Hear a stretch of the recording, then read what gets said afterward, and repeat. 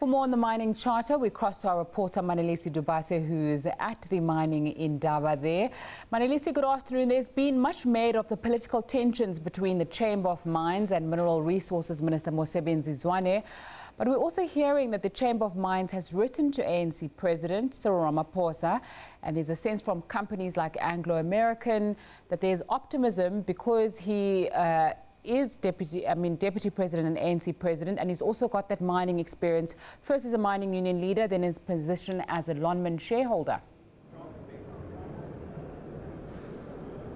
Yes, indeed, Nzinga, but the stalemate between the Chamber of Mines and especially the Minister Mosebenzi Zwane continues. And in my discussions with the President of the Chamber of Mines, Mr. Mgocho, a short while ago here at the sidelines of this Indaba, he told me that it does look like there is no light at the end of the tunnel in between themselves and Minister Zwane. It looked like eventually, in fact, virtually what he was saying to me, it does look like the Chamber of Mines has got no confidence at all to the minister, although the minister was saying to me yesterday that he is continuing to negotiate or to engage all the stakeholders, including the Chamber of Mines. And the Chamber of Mines says there's nothing of that sort, and they are afraid that the stalemate between them and the Minister of Minerals, Mosebenzi Zwane, is a threat to jobs in this industry. And another fear is that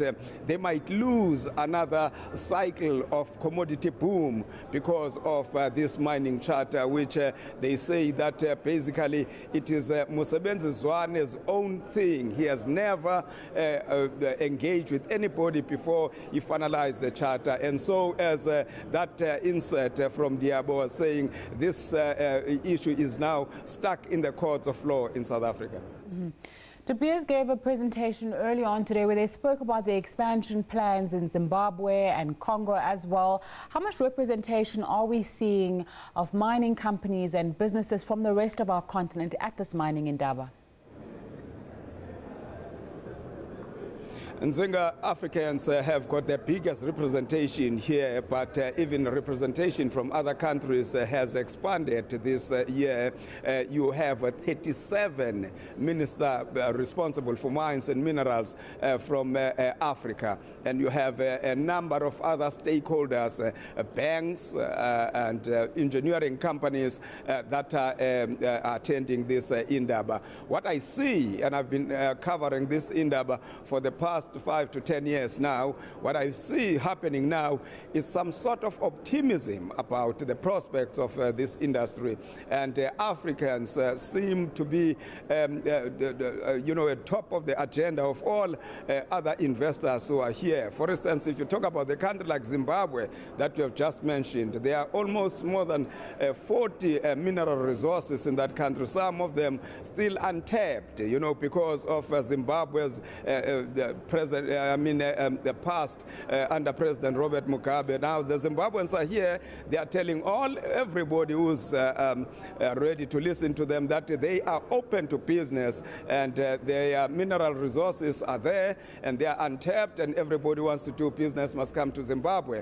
And South Africa is also here, including companies or institutions like Brand South Africa that are selling the country. So it's a lot of activity here, and Zinga. And African countries are determined that they will milk this Indaba as much as they can.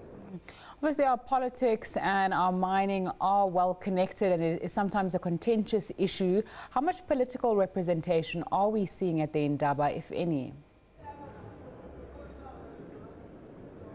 Well, I wouldn't say really political representation, but if you see the number of government representatives that are here, you can see that there is quite a bit of an interest, in terms of what this sector is all about, and where is it moving. As I say, that it is picking up now commodity prices were down for some time, and now they are picking up, and I think that hasn't, gone unnoticed within the political circles. I mean, here in South Africa, we had Minister Mosebenzi Zwane, who obviously opened this conference, but we also had Minister Jeff Khatebe, who was here also on behalf of the government before he was called urgently to return back to Pretoria.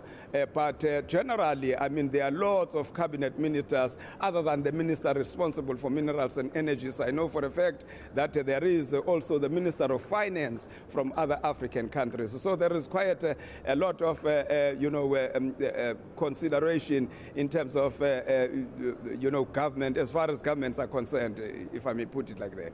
Manelisi Dubase coming to us live there from the Mining Indaba in Cape Town. Him and Diabo Seto are keeping us updated on that event as it continues.